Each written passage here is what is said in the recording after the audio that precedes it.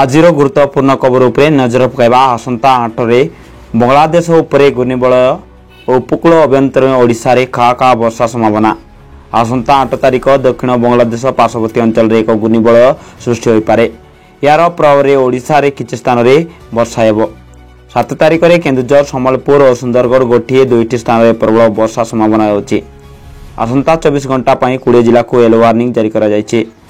ଉପକୂଳ ଓ ଅଭ୍ୟନ୍ତରୀଣ ଓଡ଼ିଶାରେ କିଛି ସ୍ଥାନରେ ଘଡ଼ଘଡ଼ି ସହ ବର୍ଷା ହୋଇପାରେ ବୋଲି ପାଣିପାଗ ବିଭାଗ ଆକଳନ କରିଛି। 8 ତାରିଖ କେନ୍ଦୁଝର, ସୁନ୍ଦରଗଡ଼ ଭାରୀ ବର୍ଷା ହୋଇପାରେ। ଉପକୂଳ ଅଭ୍ୟନ୍ତରୀଣ ଓଡ଼ିଶାରେ ସମେତ ଦକ୍ଷିଣ ଓଡ଼ିଶାରେ ଗୋଟିଏରୁ ଦୁଇଟି ସ୍ଥାନରେ ବର୍ଷା ସମ୍ଭାବନା ଅଛି। 9ରୁ 10, 11 ତାରିଖରେ ଉତ୍ତର ଓଡ଼ିଶାରେ ଉପକୂଳ ଓ ଅଭ୍ୟନ୍ତରୀଣ ଓଡ଼ିଶାରେ ବିଭିନ୍ନ ସ୍ଥାନରେ ବର୍ଷା ହେବ।